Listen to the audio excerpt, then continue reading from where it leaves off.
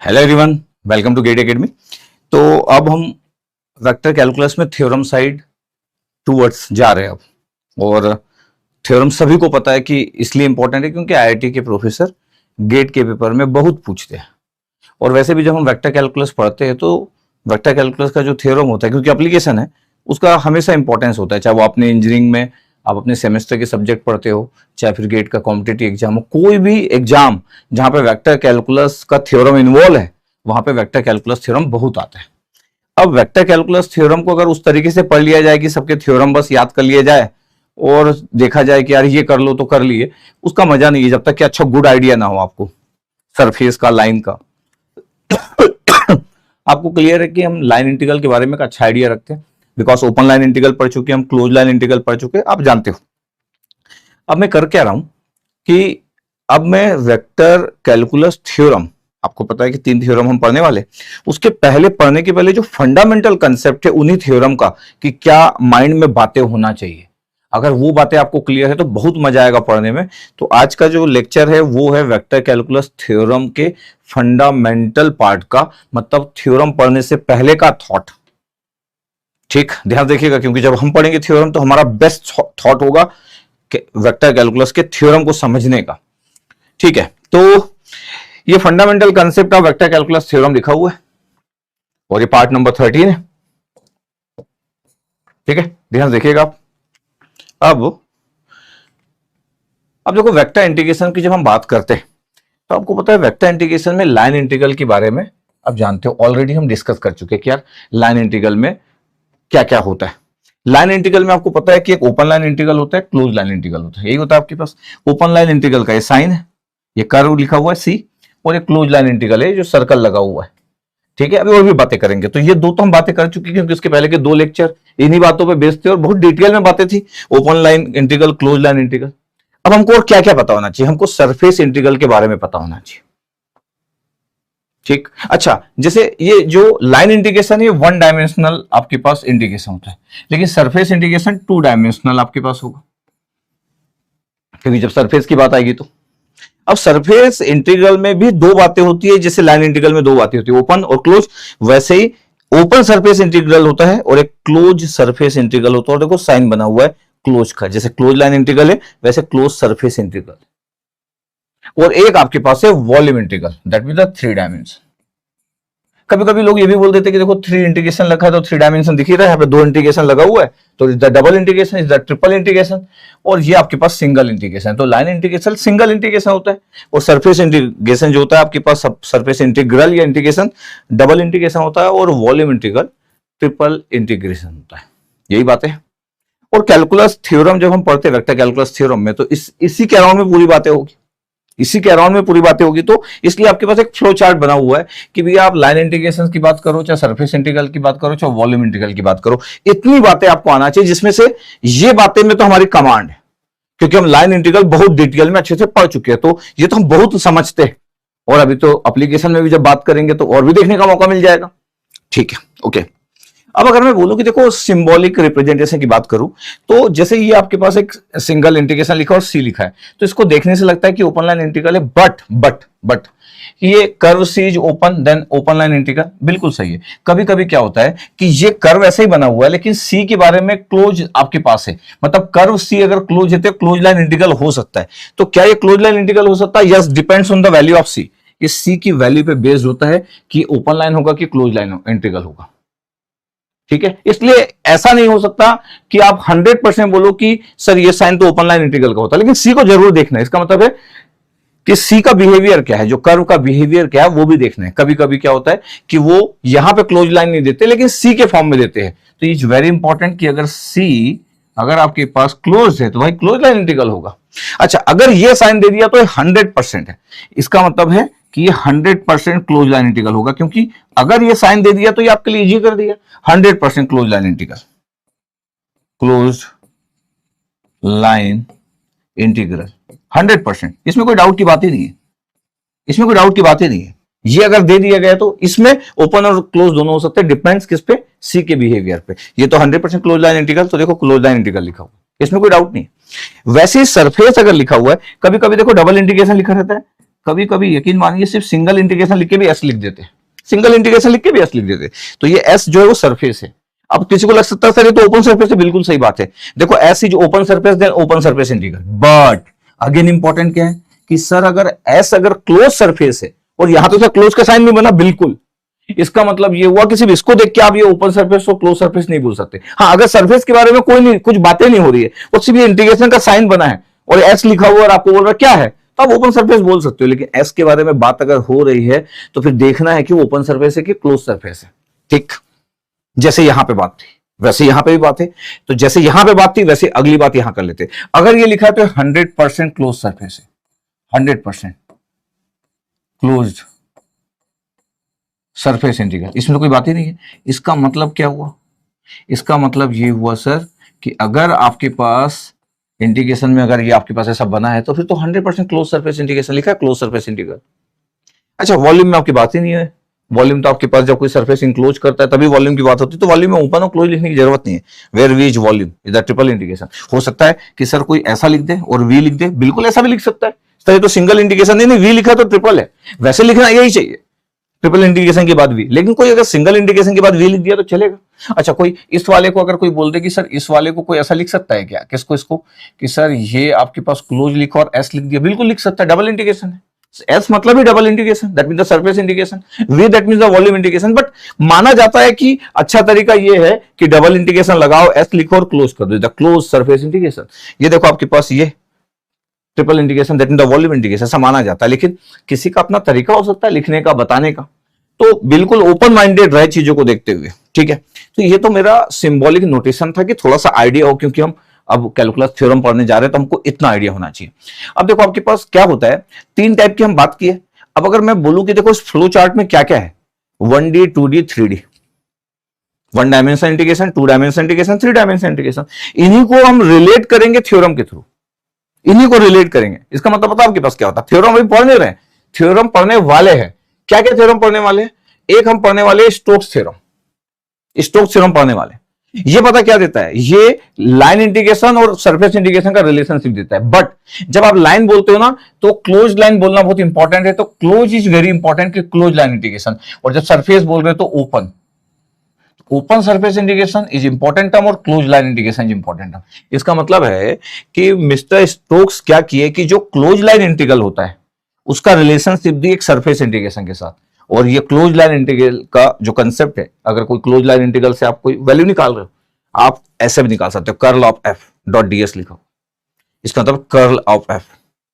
जब close line integration की बात होती है तो रोटेशन की बात, बहुत सारी बातें करूंगा, मस्त मजेदार बातें करूंगा, तो कर्ल ऑफ एफ। तो कई बार क्या होता है किसी क्वेश्चन में, क्योंकि एप्लीकेशन तो तभी मजेदार होता है, स्टोक्स थ्योरम अगर कोई, ये आयरिश फिजिशियन और मैथमेटिशियन दोनों ही बोल सकता हूं, तो ये जो साइंटिस्ट थे, आयरिश साइंटिस्ट स्टोक्स जो थे, तो क्या था कि कोई व्यक्ति का नाम किसी थ्योरम में अगर दिया जा रहा है, इसका मतलब है कि उनका इंपॉर्टेंस जो है इस थ्योरम में, जो थ्योरम लिखे हैं, थ्योरम बताए हैं इस दुनिया को, इसका इंपॉर्टेंस बहुत ज्यादा है एप्लीकेशन वाइज, वाइड एप्लीकेशन, इसलिए नाम उनका मिला है, बोला, इसलिए तो ये नाम दिया गया मिस्टर स्टोक्स। ठीक है, ये अभी जब हम देखेंगे, अभी तो मैं बहुत बेसिक बता रहा हूं। इसका मतलब है कि ये क्लोज लाइन इंटीग्रल के साथ एक ओपन सरफेस इंटीग्रेशन को रिलेट करता है। ये कर्ल ऑफ एफ, कोई भी वेक्टर एफ है, ये curl of F dot DS है। जो डीएस है आपके पास सरफेस है, ये वेक्टर है, और इस वेक्टर को अगर आपको लिखना है सिंपल, तो ये डीएस यहाँ पे एक मैग्नीट्यूड हो गया और ये एन वेक्टर हो गया। तो ये जो डीएस है आपके पास, ये सब पढ़ेंगे अपन, वी विल डिस्कस। तो ये डीएस और ये एन केफ हो गया, और डेल क्रॉस एफ तो वेक्टर है ही आपके पास, तो ठीक है, ये लिखा हुआ आपके पास। अच्छा, आपको ये भी क्लियर है कि जैसे ये लाइन इंटीग्रेशन लिखा है, आप इसको ऐसा लिख सकते हो, ये डीआर की जगह डीएल भी लिखा हो सकता है। मतलब ये जो है आपके पास, ये एफ डॉट डीआर की जगह डीएल भी लिख सकते हैं, पहले भी बताया लाइन इंटीग्रेशन में। यस, ये यहां पे भी एक बार लिख देता हूं, मतलब लाइन इंटीग्रेशन डीएल लिखो चाहे डीआर लिखो, एक ही बात है, there is no issue. Yes, ये लिखा हुआ है। इसका मतलब है कि मिस्टर स्टोक्स ये डिराइव किए। अच्छा, इसका डेरिवेशन अगर आप देखोगे तो डर जाओगे, इवन कोई पूछता भी नहीं इसका डेरिवेशन। लोगों को लगता है कि ये बहुत टफ है, मतलब मैथमेटिकली अगर देखोगे तो बहुत ही टफ है कि, लेकिन वो कैसे सोचे होंगे, तभी तो इतने महान व्यक्ति का नाम दिया गया भैया दुनिया से जाने के बाद भी। तो स्टोक्स में और भी बातें करूंगा जब मैं स्टोक्स थ्योरम की बातें करूंगा। मतलब कोई व्यक्ति नॉर्मल व्यक्ति नहीं है ये, जो इस लाइन इंटीग्रेशन को यहां तक पहुंचा दिए सरफेस इंटीग्रेशन में, और आप क्वेश्चन कई बार दिखाऊंगा मैं आपको क्वेश्चन सॉल्व करके कि देखो लाइन इंटीग्रेशन में हम ये करते, और अगर देखो ये थ्योरम अगर नहीं होता तो ये नहीं होता, तो फिर आपको यही करना पड़ता। लेकिन ये थ्योरम है, इसलिए देखो क्वेश्चन कितने इजीली एंड किया जा सकता है। इसका मतलब कि एग्जाम में ऐसा नहीं बोलेगा कि find out this integration by using Stokes theorem. ये तो आपकी सोच है, इसलिए एप्लीकेशन इज वेरी इंपॉर्टेंट। अगर किसी को क्लिक ना करे तो लाइन इंटीग्रेशन सॉल्व करेगा। कभी कभी एग्जाम में सीधे डायरेक्ट क्लोज लाइन इंटीग्रल पूछते हैं, लेकिन जो स्टूडेंट स्मार्ट होते हैं उनको तुरंत पता चल जाता, भाई मैं तो स्टोक्स थ्योरम से ये अप्लाई करके तुरंत सॉल्व कर सकता हूं, ये दिखाऊंगा मैं। आपको नहीं सोचना है, पहले मैं आपको दिखाऊंगा, फिर धीरे धीरे थॉट बनाओगे आप। तो ये आपके पास स्टोक्स थ्योरम। तो आपको ये नहीं बोलना है कि Stokes theorem describe the relationship between line integration और एंड सरफेस इंटीग्रेशन, ये मजेदार नहीं है। Stokes theorem describe the relationship between close line integral and open surface integration, ठीक है। हाँ, लेकिन कर्ल ऑफ एफ यहां तक पहुंचने में मतलब स्टोक्स को बहुत सारा टाइम लगा, मतलब ठीक है। तो ये आपके पास स्टोक्स थ्योरम है। अच्छा, ग्रीन्स थ्योरम क्या होता है? ग्रीन्स थ्योरम भी यही करता है सर। अच्छा, ग्रीन्स थ्योरम भी यही कर रहा है, ये देखो। तो मिस्टर ग्रीन क्या थे पता है आपके पास? ये आए पता है स्टोक्स के बाद। देखो इसमें भी लाइन इंटीग्रेशन है, ये भी क्लोज लाइन इंटीग्रल है, इसमें भी सरफेस इंटीग्रेशन, ओपन सरफेस। तो क्लोज लाइन इंटीग्रल अभी भी है और ओपन सरफेस अभी भी है। तो सर ग्रीन्स थ्योरम और स्टोक्स थ्योरम में क्या डिफरेंस हुआ? ये स्पेशल केस है स्टोक्स थ्योरम का। ये 2 डायमेंशनल आपके पास क्वांटिटी के साथ डील करते हैं, इधर 2 डायमेंशनल। यहां पे कुछ भी हो सकता है। ये ऐप जो है ना, यहाँ पे जो हम लाइन इंटीग्रेशन करते हैं, हम किसी का भी कर सकते हैं, 1 डायमेंशन, 2 डायमेंशन, 3 डायमेंशन, बट ये स्टिक टू 2 डायमेंशन रहता है। यहाँ पे दिख रहा है आपके पास 5dx, ये आपके पास इधर 2d, 2 डायमेंशन आपके पास है। मतलब डायमेंशन 2 मतलब सिर्फ 2d प्लेन है, मतलब 2d प्लेन लिखना ज्यादा अच्छा। डायमेंशन क्यों लिखो, 2d प्लेन रहेगा, ये 3D प्लेन नहीं हो सकता है। बट बातें करेंगे, अभी हम कुछ मैं पढ़ा नहीं रहा आपको, बस बता रहा हूं कि ग्रीन्स जो थे वो स्टोक्स के बाद आया। और स्टोक्स थ्योरम क्योंकि सबसे पॉपुलर जो स्टोक्स है, क्योंकि वो बहुत बड़ी बात की, बताऊंगा मैं। मतलब अभी तो सिर्फ थ्योरम बता रहा था। अब देखो मिस्टर ग्रीन्स क्या किया आपके पास, इसी में एक अपना नया कंसेप्ट डाले और दुनिया को ये थ्योरम दे दिया। और ये भी बड़ा इंटरेस्टिंग है, इसलिए ये थ्योरम भी फेमस हुआ। ये थ्योरम भी बड़ा इंटरेस्टिंग है, इसलिए उनका नाम दिया गया, मतलब। लेकिन स्टोक्स से ज्यादा महान नहीं हो सकते, ठीक है। तो ये मिस्टर ग्रीन्स है। ये दोनों ही लोग क्लोज लाइन इंटीग्रल और सरफेस लाइन इंटीग्रल की बात करते हैं, क्योंकि ग्रीन्स थ्योरम कुछ नया नहीं दिए। जो स्टोक्स थ्योरम था उसी को कुछ तरीके से, कुछ स्टाइल से, 2D प्लेन की हेल्प से बोले कि मैं सिर्फ 2D प्लेन के लिए रिजल्ट दे रहा हूं। जब जब 2D प्लेन रहेगा, आप स्टोक्स थ्योरम की जगह मेरा थ्योरम भी यूज करो, थोड़ा जल्दी सॉल्व हो जाएगा। तो ये थ्योरम किस बेस पे बनते हैं कि अगर कोई कन्वीनियंट वे बताता है किसी चीज का कि यार आप ना इसको इजीली सॉल्व कर लोगे, तो फिर हिस्ट्री में उसका नाम बनता ही है। ओके, तो इसमें कुछ नया नहीं था, कंसेप्ट वही है, लेकिन फॉर्मूला अलग दिख रहा होगा आपको, is a new formula. But ये थर्ड वाला जो है is different, is the Gauss divergence theorem. ये सरफेस और वॉल्यूम इंटीग्रेशन की बात की, the close surface integration. Volume में अगर आप ओपन ना भी बोले, ओपन की जरूरत नहीं है, सिर्फ वॉल्यूम इंटीग्रेशन बोले तो भी चल जाता है, क्योंकि वॉल्यूम इंटीग्रेशन में ओपन क्लोज तो होता है, क्योंकि पूरा वॉल्यूम इंटीग्रेशन की बात करते हैं। तो ओपन वॉल्यूम इंटीग्रेशन बोल दो या सिर्फ वॉल्यूम इंटीग्रेशन बोल दो, ओनली वॉल्यूम इंटीग्रेशन बोल दो तो भी चलता है, देयर इज नो इशू। ये आपके पास है, द क्लोज सरफेस इंटीग्रेशन। ये सरफेस इंटीग्रेशन और वॉल्यूम इंटीग्रेशन को रिलेट किए। कभी कभी एग्जाम में बोला जाएगा ये निकालो, लेकिन ये कैलकुलेशन बड़ा आसान नहीं होगा, it's a time taking process. कुछ लोग वॉल्यूम की हेल्प से ये कर लेते हैं, लेकिन ये डाइवर्जेंस पे बेस है। इसका मतलब है ये देखो डाइवर्जेंस आपके पास, गॉस डाइवर्जेंस थ्योरम, तो डाइवर्जेंस के कंसेप्ट पे बेस है। यहाँ पे डाइवर्जेंस निकलेगा, फिर वॉल्यूम इंटीग्रेशन करेंगे, बड़ा इंटरेस्टिंग है। और सब क्वेश्चन दिखाऊंगा मैं आपको, ये सब क्वेश्चन हम करेंगे, और बहुत सारे क्वेश्चन आए हुए हैं तो इसलिए करेंगे। इसका मतलब है ये close surface integration and volume integration का रिलेशनशिप प्रोवाइड करता है। ओपन वॉल्यूम बोलना इज नॉट गुड, ठीक है, बात करेंगे। तो मैं बोल रहा हूं कि क्या हो रहा है, स्टोक्स थ्योरम। स्टोक्स थ्योरम देता है क्लोज लाइन इंटीग्रल और एक ओपन सरफेस इंटीग्रेशन का रिलेशनशिप। ग्रीन्स थ्योरम भी वही देता है। फिर सर ग्रीन्स थ्योरम की जरूरत क्यों पड़ी? वो बोलता है कि जो क्लोज लाइन इंटीग्रल था, अगर वो 2D प्लेन में हो, XY प्लेन, YZ और ZX, नॉर्मली XY प्लेन ही बुक्स में लिखा रहता है, क्योंकि XY प्लेन से ही पूरा फॉर्मूला लिखा हुआ हर जगह XY plane. But any 2 dimensional plane, कोई भी XY YZ ZX कुछ भी हो सकता है, वो रहे तो उसका एक नया फॉर्मूला वो डिराइव किए। तो वो भी थोड़ी मेहनत किए और एक अच्छी मेहनत किए, बट वो कंसेप्ट अपना स्टोक्स से लिए थे, क्योंकि स्टोक्स से स्टार्ट किया था।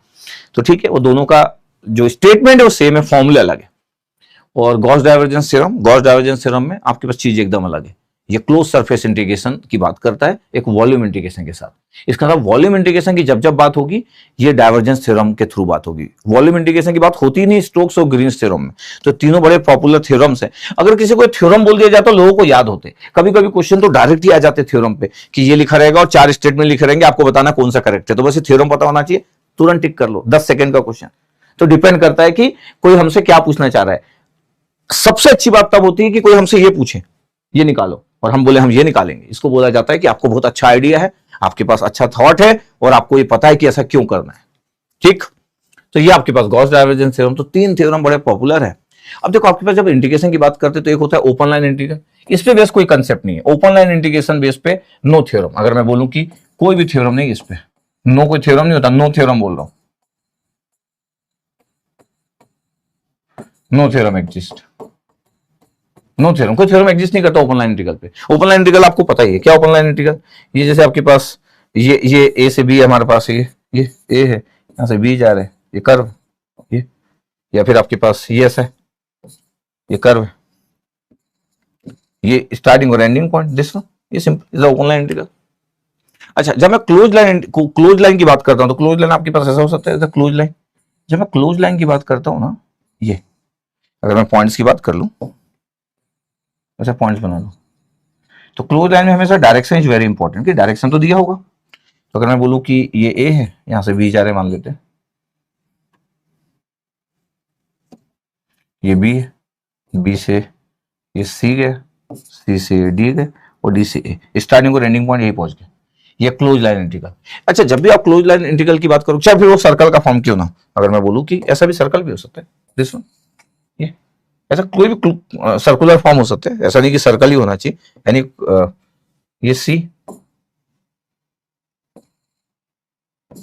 ये यही पे स्टार्टिंग और एंडिंग पॉइंट, ये स्टार्टिंग पॉइंट है और यही एंडिंग पॉइंट है, यही से स्टार्ट हुआ यही पे एंड हो गया।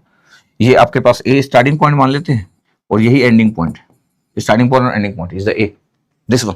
अच्छा, जब भी आप ना क्लोज लाइन इंटीग्रेशन की बात करोगे, देखो ध्यान से देखो यहां पे आपके पास क्या हो रहा है, क्या हो रहा है सर, देखो ना क्या हो रहा है। यहां देखो आपके पास ये सरफेस बन रहा है, ध्यान से देखोगे तो ये हमेशा एक जब भी क्लोज लाइन इंटीग्रेशन करोगे ये सरफेस को इनसर्कल करेगा, इनसर्कलिंग द सरफेस, क्योंकि सरफेस अपने आप इनसर्कल कर लिया। ये सरफेस है पूरा, इसके अंदर जितना भी है, एक्चुअल सरफेस नहीं लेकिन सरफेस तो बन गया। कोई भी आप कोई बाउंड्री बनाओगे तो सरफेस उसके अंदर आ जाएगा। ये आपके पास सरफेस हो गया, ये सरफेस हो गया आपके पास,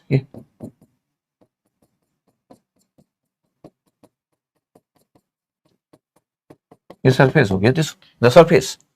तो ये सरफेस अपने आप फॉर्म हो जाएगा। इसलिए बोला जाता है कि जब क्लोज लाइन जब करते हैं तो इनसर्कलिंग ए सरफेस, ये इनसर्कलिंग ए सरफेस, ये सरफेस को इनसर्कल कर लेता है। ये देखो कभी कभी लोग बोलते हैं कि ये एक्चुअल सरफेस नहीं है, लेकिन जब भी किसी भी जगह पे आप क्लोज लाइन, कोई भी क्लोज लाइन करो किसी भी जगह पे, तो अपने आप वो सरफेस उसके अंदर आ ही जाएगा, द इनसर्कलिंग ए सरफेस, ये surface, this one.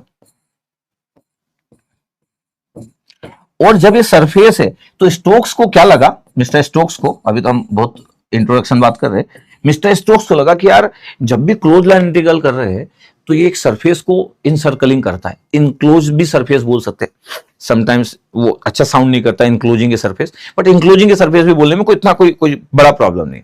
इनसर्कलिंग a surface बोलो या इनक्लोज ए सरफेस बोलो, चल जाता है, there is no issue. But mister Stokes क्या सोचे कि यार जब भी मैं किसी बाउंड्री को, मतलब जहां से स्टार्ट किया, अगर मैं वहां से घूम के वही आ जाऊं तो ये अपने अंदर एक सरफेस रख लेता है। इसका मतलब है यहां पे सरफेस इंटीग्रल का कंसेप्ट लग सकता है। इसलिए मिस्टर स्टोक्स इस पे बहुत सालों तक मेहनत की है और फिर बहुत मेहनत करने के बाद वो एक रिलेशनशिप डिराइव किए जिसको आज भी लोग देख के डर जाते हैं। जिस मैथमेटिक्स को प्रूफ जो है, प्रूफ कोई प्रूफ नहीं करवाता होगा, कोई प्रूफ पूछता भी नहीं, इतना टफ है कि कोई पूछता भी नहीं। इंजीनियरिंग में भी कोई पूछता नहीं, इतना टफ है वो। बीएससी एमएससी वगैरह में भी लोग पढ़ते होंगे, वहां पे भी प्रूफ पूछता है कि नहीं, मेरे को आइडिया नहीं, एमएससी वगैरह में प्रूफ पूछते होंगे कि नहीं, लेकिन proof is so complicated. But important क्या है कि उनको दिखा कि यार जब जब मैं एक लाइन इंटीग्रल की बात करता हूं और उसके क्लोज की बात करता हूं तो वो तो एक सरफेस को इनसर्कल कर रहा है, इनक्लोज या incircle, there is no issue. तो सरफेस को इनसर्कल कर रहा है, इसका मतलब है कि कहीं ना कहीं तो मैं सरफेस की बात कर सकता हूं। वहां से उनके माइंड में बात आई और फिर वो कंसेप्ट निकाले और वो एक थ्योरम निकाले और बोले कि दोनों इक्वल है, ये जो लाइन इंटीग्रेशन का कंसेप्ट है और ये जो सरफेस इंटीग्रल का कंसेप्ट है, सोचो कर्ल तक कैसे पहुंचेंगे, उस वेक्टर के कर्ल के कंसेप्ट को कैसे लाए होंगे, मतलब बड़ी बात है। ठीक है, आप तो पढ़ते हो सिर्फ, आप तो समझ नहीं सकते कि कोई व्यक्ति अपनी जिंदगी लिया है। तो यहां से आपके पास सरफेस की बात होती है। तो इसलिए जब भी क्लोज लाइन इंटीग्रल होगा, इनसर्कलिंग सरफेस, तो जब सरफेस को इनसर्कल करेगा तो स्टोक्स थ्योरम की बात होगी, और ग्रीन्स थ्योरम इसी का स्पेशल फॉर्म होता है। ग्रीन्स थ्योरम स्पेशल फॉर्म है स्टोक्स थ्योरम का, कुछ नया नहीं बना है। स्टोक्स थ्योरम में जो लाइन इंटीग्रेशन था उसमें कोई भी प्लेन हो सकता था, 1D 2D 3D की, there is no issue, X Y Z तीन हो सकते थे। वो बोला कि 2 डायमेंशन के लिए मैं थोड़ा इजी कर देता हूं। ठीक है, अपन पढ़ेंगे उसको, तो ये हमको क्लियर होना चाहिए। अच्छा, अगर मैं बोलूं क्लोज सरफेस जो होता है, जब हम सरफेस को क्लोज करते हैं, अभी मैं सरफेस की बात करने वाला हूं, ओपन सरफेस और क्लोज सरफेस की बात करने वाला हूं। अच्छा, तो वो लेके नहीं आया क्या? तेरे को बोला था यहां पे रखना है करके, सब जितना भी चीज था अपने पास, क्या नहीं रखा क्या तुम? लेके आ फास्ट एकदम। तो अभी देखो आपके पास, तो ये आपके पास एक सरफेस फॉर्म किया है, और अभी मैं ओपन और क्लोज सरफेस की बात करने वाला हूं। और जो क्लोज सरफेस होता है, क्लोज सरफेस जो होता है वो इनक्लोजिंग वॉल्यूम को इनक्लोज करता है। इसका मतलब ये हो गया कि सर ये ओपन सरफेस, ये सरफेस या क्लोज सरफेस, ये थोड़ा सा आइडिया होना चाहिए जब आप थ्योरम की बात करते हो। बिल्कुल बिल्कुल बात आइडिया होना चाहिए। ठीक है, तो इनका दिमाग में गॉस डाइवर्जेंस जो थ्योरम था, इनके दिमाग में बात आई होगी कि जब मैं सरफेस को क्लोज करता हूं तो वो इनक्लोज करता है वॉल्यूम को, उसके बारे में बात करेंगे अभी अपन। लेकिन अपने को ये समझना बड़ा आसान है, बिकॉज हम लाइन इंडिकेशन जानते हैं, हम लाइन इंडिकेशन जानते हैं, इसलिए हमको ये चीजें टफ नहीं लगी, बिकॉज ये तो सिंपल है, लाइन इंडिकेशन के बारे में जानते हैं तो हम लोग। ओके, इसमें कोई इशू नहीं होना चाहिए। तो अगर मैं फर्स्ट और सेकंड की बात करूं तो there is no issue. Gauss divergence theorem में समझने के वाइज जब जाते हो तो close surface including a volume, जैसे जैसे बातें सोचने की आती है कि यार वॉल्यूम भी इंक्लोज कर रहा है, तब थोड़ा सा एक नॉर्मल स्टूडेंट कंफर्टेबल नहीं रहता है, क्योंकि कितना ही वो प्रैक्टिकल बातों को सोचता होगा। ठीक है, बट आप में से पढ़ रहे हो तो आई विल ट्राई की चीजें सब। एक देखो आपके पास ओपन सरफेस होता है, ओपन सरफेस आपके पास पता है, ओपन जो सरफेस होता है, ओपन सरफेस के बारे में बात करें तो एक ओपन सरफेस और क्लोज सरफेस की बात करते हैं। एक ओपन सरफेस क्या होता है? Open surface is one that does not completely enclose a volume. Open surface जो होता है वो कंप्लीटली वॉल्यूम को इंक्लोज नहीं कर सकता। जैसे कि आपके पास प्लेन है, ये प्लेन्स है, या एक प्लेन पेपर, एक plane paper, piece of plane paper, ये एक पीस ऑफ प्लेन पेपर, ये जैसा रख दिया अपन, जैसे बाउंड्री जरूर है लेकिन इसमें वॉल्यूम नहीं है। ये सरफेस है इसका, ये सरफेस है, ये आपके पास देख रहे हैं, आपके पास ये बाउंड्री है, और ये सरफेस तो तब होगा आपके पास, समझ लो ना, अभी मैं आता हूं। तो ये सरफेस है आपके पास, ये सरफेस है, लेकिन वॉल्यूम इंक्लोज नहीं है, इसमें कोई वॉल्यूम नहीं है, इसमें वॉल्यूम इंक्लोज नहीं है। तो क्लियर है, इसको ओपन सरफेस बोलेंगे। दिस वन, ये प्लेन, ये प्लेन जो प्लेन होता है आपके पास। अच्छा, ये जो पीस ऑफ पेपर है आप किसी भी प्लेन में रख दो, आप एक्स वाई प्लेन में रख दो, तो एक एक्स हो गया, एक वाई हो गया, या आप इसको एक्स बोल दो, इसको वाई बोल दो, तो 2 डायमेंशनल है। ये 2 डायमेंशनल है ना आपके पास। एक प्लेन पेपर किसी भी प्लेन में रख दो आप, ये प्लेन पेपर का कटिंग जो है किसी भी प्लेन में रख दो, एक्स वाई जेड एक प्लेन बनाओ और उसमें रख दो, तो ये किसी भी 2 डायमेंशनल रीजन में कवर हो जाएगा। इसलिए जो प्लेन पेपर होता है, पीस ऑफ प्लेन पेपर, ये आपके पास एक ओपन सरफेस है, क्योंकि ये कंप्लीटली कभी इंक्लोज नहीं कर सकता वॉल्यूम को। इसमें वॉल्यूम कैसे होगा, इसमें वॉल्यूम कैसे होगा? ठीक, तो अभी बहुत सारी चीजों के एग्जांपल की हम बात करेंगे, यहां पर रखते जाना। ठीक है, ध्यान से देखते जाना आप कि मैं क्या क्या आपको बताता हूं। यहां रख दें, ठीक है, ओके गुड। अब देखो आपके पास ये तो समझ आ गया, यस सर, ये तो समझ आ गया। तो ओपन सरफेस आपके पास ये हो गया, ये ओपन सरफेस हो गया। ओपन सरफेस के लिए इंटीग्रेशन की कैसी बात कर रहे थे हम लोग?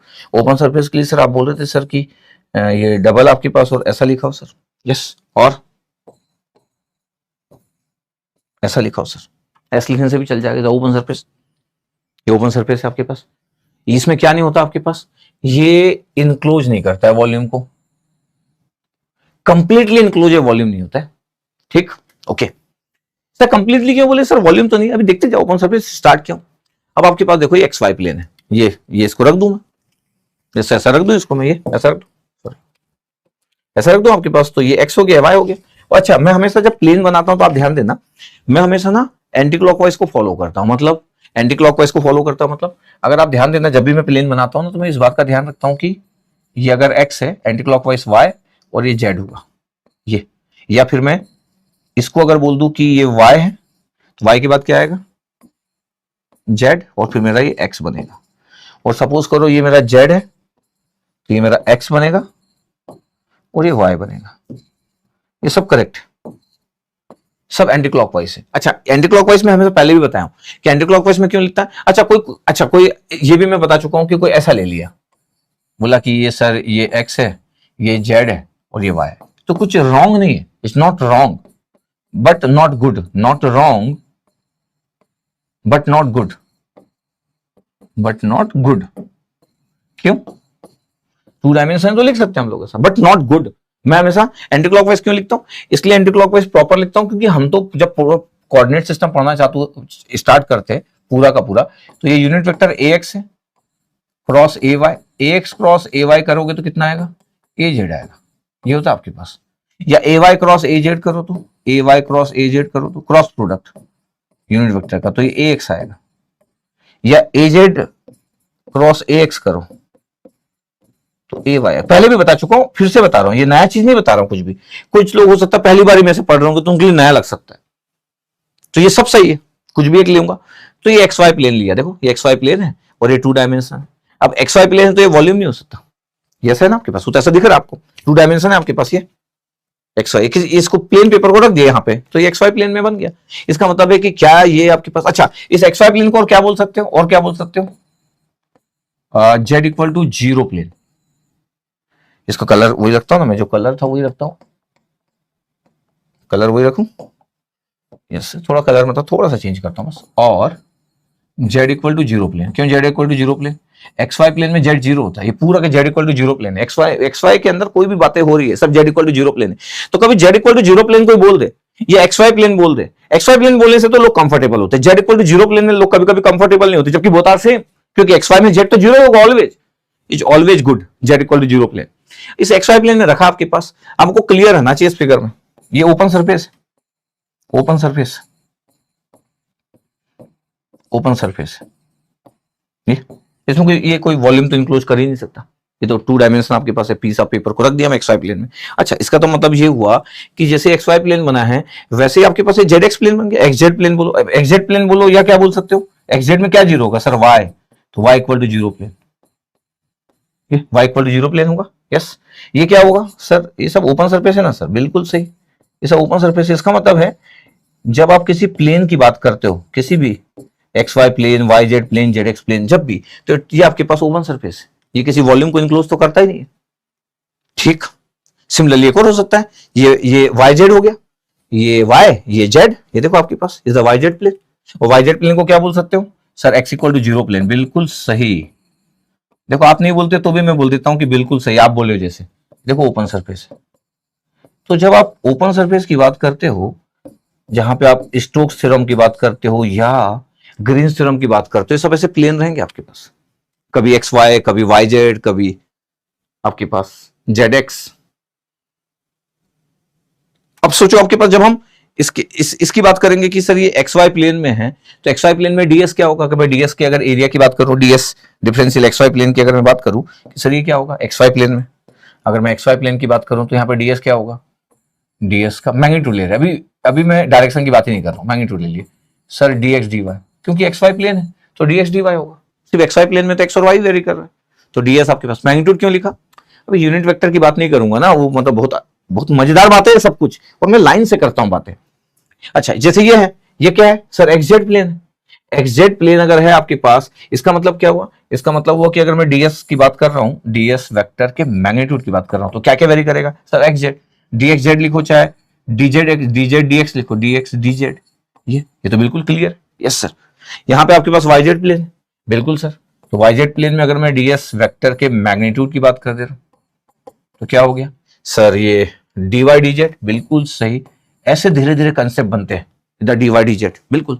अब देखो ये हेमिस्फीयर, हेमिस्फीयर दिख रहा है आपके पास, जैसे एक आपके पास जैसे ये दिखता है, मैं आपके लिए लाया हूं कुछ, जैसे ये दिख रहा है आपके पास हेमिस्फीयर, ये देखो कटोरी दिख रही है आपको, ये हेमिस्फीयर, ये बेस दिख रहा है, और देखो ये आपके पास ना वॉल्यूम है, लेकिन ये होलो वॉल्यूम है, ये पूरा इंक्लोज नहीं कर रहा, पूरा का पूरा वॉल्यूम नहीं है। हाँ, अगर ये ऐसा कवर रहता, एक प्लेट लगा देते इसके ऊपर, तो पूरा वॉल्यूम आपके पास कवर करता। तो ये आपके पास ओपन सरफेस है, दिस नॉट क्लोज सरफेस, ये ओपन सरफेस है। तो जो ये हेमिस्फीयर होता है, जैसे एक कप आपके पास दिख रहा है, तो ये ओपन, क्या है आपके पास, ओपन सरफेस है, क्योंकि ये आपके पास नहीं, इसमें वॉल्यूम है लेकिन ये पूरा का पूरा वॉल्यूम को इनक्लोज नहीं कर रहा है। तो ये आपके पास हेमिस्फीयर क्या हो गया सर, ये हो गया आपका क्या, ओपन सरफेस। जो क्लोज सरफेस होते हैं पता है आपके पास क्या होते हैं, वो पूरे तरीके से इनक्लोज करते हैं, उसमें पूरा का पूरा क्लोज बाउंड्री होता है, पूरा क्लोज।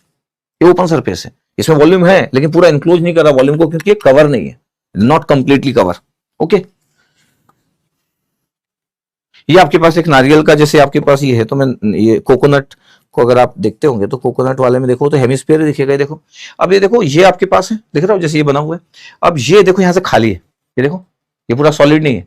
तो ये पूरा सॉलिड नहीं है, अगर ये पूरा अभी बताता हूं आगे, पूरा ये कवर है क्या पूरा, तो ये आपके पास ओपन सरफेस है, ये ओपन सरफेस है, लेकिन क्या इसमें वॉल्यूम नहीं है, इसमें वॉल्यूम है लेकिन पूरा इनक्लोज नहीं कर रहा वॉल्यूम को, क्योंकि क्लोज सरफेस नहीं है। इसका मतलब है कि ये वॉल्यूम आपके पास इंक्लोज नहीं कर रहा, क्योंकि ये वॉल्यूम इंक्लोज तब करता है जब सॉलिड पूरा होता, पूरा कोकोनट होता है। देखो आपके पास सिर्फ ऊपर का है ये देखो, इसका मतलब है कि ये जो दिख रहा है आपके पास ये क्या है, तो बोले सर ये ओपन सरफेस है।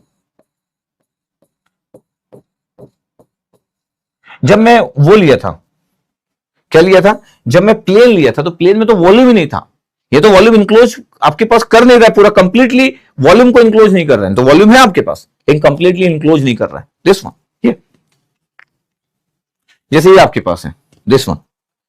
अब ये जैसे आपके पास ये है, ये अगर आपके पास ध्यान से अगर देखा जाए तो ये वॉल्यूम आपके पास देखो अंदर से, अगर मैं इसको पूरा ओपन कर देता तो ये फिर ये वॉल्यूम इंक्लोज कर रहा है आपके पास, ये कवर ही मान लेते ना, पूरा सॉलिड है अंदर। देखो ये जैसे ये लेमन है, तो लेमन देखो इनसाइड में जो है पूरा का पूरा आपके पास अगर ये कंप्लीटली है तो ये क्लोज सरफेस हो सकता है, क्योंकि देखो पूरा का पूरा वॉल्यूम, अब आप बोलोगे कवर नहीं करा, कवर ही है ये जो सरफेस है कवर ही है। तो आप इसको बोल सकते हो कि ये जो है वो क्लोज सरफेस है, क्लोज सरफेस। ओपन सरफेस कैसे होता, अगर ये कोकोनट सामान ले लेता, मैं कोकोनट सामान ले लेता और अंदर का ये जो लेमन का पोर्शन है, इसको अंदर वाला जो पार्ट है ये इसको हटा देता और सिर्फ इसका बाहर का सरफेस, बाहर का ही पार्ट लेता, तो ये ओपन सरफेस होता, ये क्लोज नहीं होता। देखो लेकिन अभी देखो ये जो मटेरियल है इसके अंदर, दिस वन, ये देखो पूरा सॉलिड मटेरियल है, देखो सॉलिड मटेरियल है, ये पूरा क्लोज है।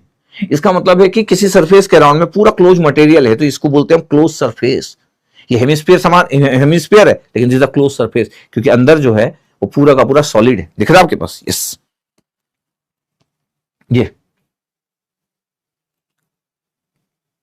अब देखो क्लोज सरफेस क्या होता है, close surface is surface that completely enclose है वॉल्यूम, वॉल्यूम को आपके पास इंक्लोज करता है, कंप्लीटली इंक्लोज है volume, this one completely encloses है volume, meaning it is no edges और बाउंड्रीज, ये कोई एजेस और बाउंड्रीज नहीं होगा, पूरा इंक्लोज करेगा। इन कंट्रास्ट ओपन सरफेस है एजेस और does not fully enclose a volume, जो ओपन सरफेस होते हैं वो पूरी तरीके से इंक्लोज नहीं करते वॉल्यूम को। Example of close surface include A sphere, ये स्फीयर आप जानते हो कि क्लोज सरफेस है, क्यूब आपके पास क्लोज सरफेस है, और सिलेंडर जो होता है आपके पास ये क्लोज सरफेस है। वाले example of open surface include flat sheet, hemisphere, hemisphere अभी एग्जांपल दे रहा था कोकोनट वाला, और ए डिस्क, ये आपके पास ओपन सरफेस है। अच्छा स्फीयर कैसे बात करूं, जैसे ये पूरा का पूरा आपके पास ये देख रहा है आपके पास, ये लेमन था आपके पास, बड़ा वाला लेमन था, है ना, मान लेते हैं कि ऑरेंज है, ये देखो ये आपके पास पूरा का पूरा ये क्लोज सरफेस है, इसमें वॉल्यूम है, यस सर, ये देखो पूरा का पूरा आपके पास है। इसका मतलब ये हुआ कि ये क्लोज सरफेस आपके पास, दिस वन, ये स्फीयर, ये क्लोज सरफेस है, ये पूरा इंक्लोज कर रहा है वॉल्यूम को, ये पूरा वॉल्यूम को इंक्लोज कर रहा है, पूरा का पूरा वॉल्यूम को इंक्लोज कर रहा है। इसका मतलब ये हुआ कि क्लोज सरफेस क्या होता है, that surface that completely enclose a volume, meaning it has no edges और बाउंड्रीज। इसमें कैसे बाउंड्री बनाओगे, ठीक, सो कंप्लीटली इंक्लोजेस। ओके, आपके पास ना ये जैसे एक क्यूब है, आप क्यूब वाला सबसे ज्यादा एग्जांपल सुनोगे, क्योंकि प्रैक्टिकल एग्जांपल जब देखोगे ना तो सबसे ज्यादा इतना क्यूब वाला एग्जांपल आप सुनते हो। क्यूब वाला एग्जांपल आप पूरे, जब क्यूब वाले एग्जांपल की बात करते भी हो तो क्यूब वाले पूरे एग्जांपल में अगर आप ध्यान से देखोगे तो मेरे पास तो क्यूब भी रखा रहता है यहाँ पे, तो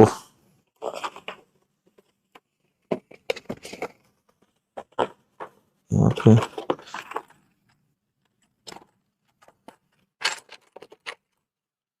ये डाइस का फॉर्म ही ले लेता हूं मैं, डाइस का फॉर्म ही अगर ले लें तो, और अगर ये सॉलिड मटेरियल है ये क्यूब का फॉर्म ही आपके पास, ठीक है। तो मैं क्या करता हूं, जैसे ये आपके पास है, अगर मैं इसको प्लेन में ले लूं, प्लेन में लूंगा तो दिखेगा क्या है, जब भी आपको क्यूब की बात करें आपके माइंड में ऐसी बातें होना, देखो इस बार देखो वाई उधर रखा लेकिन एंटी क्लॉकवाइज रखा, वाई के बाद जेड, जेड के बाद एक्स, वाई जेड एक्स, पता है ये आपके पास जो है ना, अगर एक क्यूब है आपके पास, पता है इसमें कितने सरफेसेस होते हैं?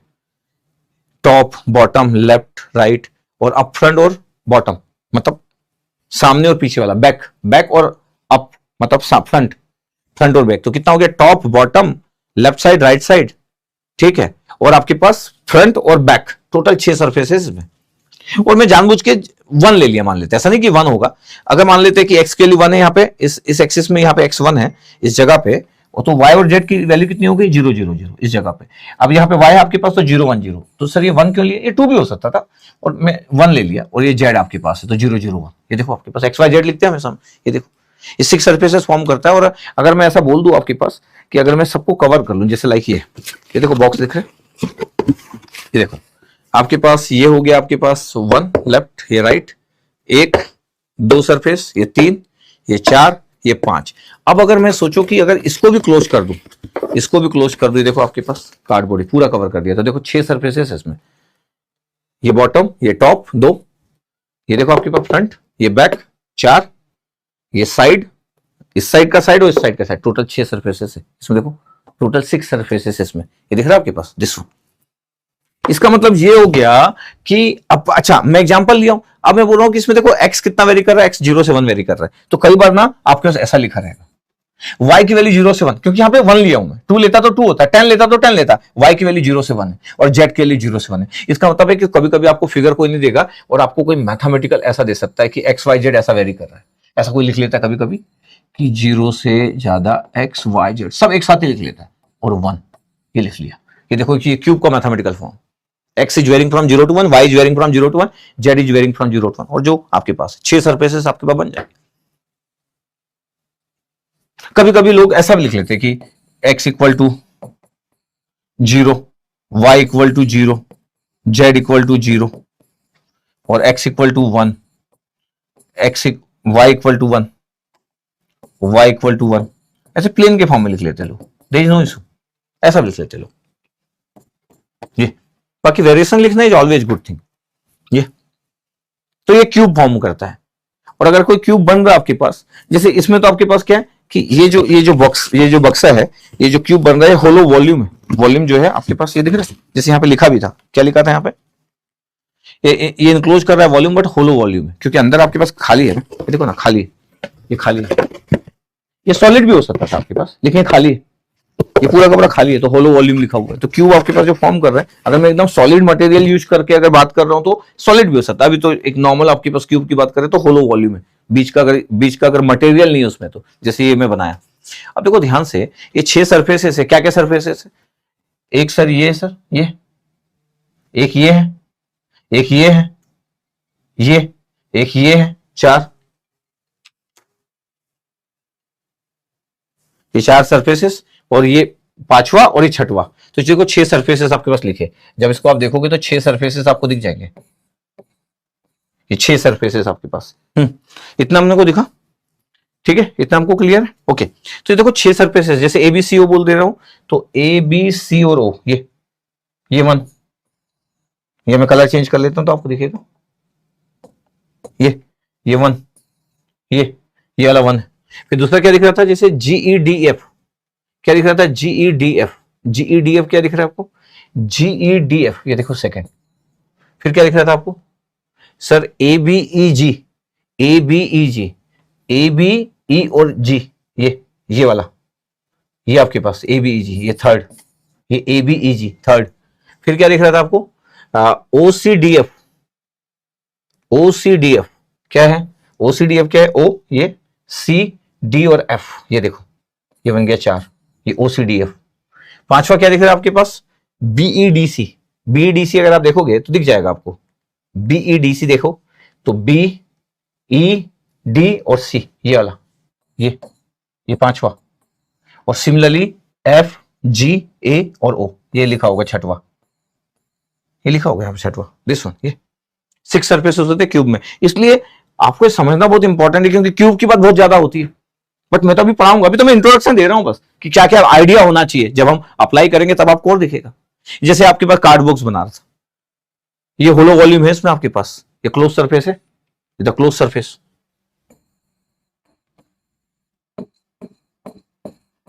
पूरे तरीके से वॉल्यूम को इनक्लोज करना चाहिए। तो पता है डिफरेंसेस क्या ओपन और क्लोज सरफेस में? पता ओपन सरफेस में बाउंड्री होता है, while close surface do not. ठीक है भैया, ये बात की हम लोग। इनक्लोजेस क्या होता है? Close surface enclose volume, while open surface do not. ये कंप्लीटली इनक्लोज नहीं करता ओपन सरफेस। और एप्लीकेशन ओपन सरफेस कहां पे यूज किया जाता है? फ्लक्स सर्कुलेशंस में, यहाँ पे कैलकुलेशंस के लिए। क्लोज सरफेस तो हम गॉस डाइवर्जेंस थ्योरम में यूज करते हैं। तो जस्ट ये लिखा हुआ है। तो बड़ा छोटा सा टाइम लिया मैं, बहुत छोटा ही टाइम लिया मैं, और ये बड़ा इंपॉर्टेंट था कि मैं आपको एक बेसिक इंट्रोडक्शन बता सकूं, एक बेसिक आइडिया दे सकूं आपको, कि आपको समझ आ जाए कि हाँ यस ठीक है। तो चलो फिर आपको नेक्स्ट क्लास में मिलते हैं और वहां पे हम थ्योरम की बात करेंगे। ठीक, अब हमारा चालू होगा स्टोक्स थ्योरम। तो जो मेरा नेक्स्ट लेक्चर आप देखोगे वहां पे मैं अब स्टोक्स थ्योरम की ही बात करने वाला हूं और मजेदार बात करूंगा। इतना बेसिक आइडिया होना चाहिए जब आप line, surface, open surface, close surface की बात करते हो। ठीक है, ओके, थैंक यू।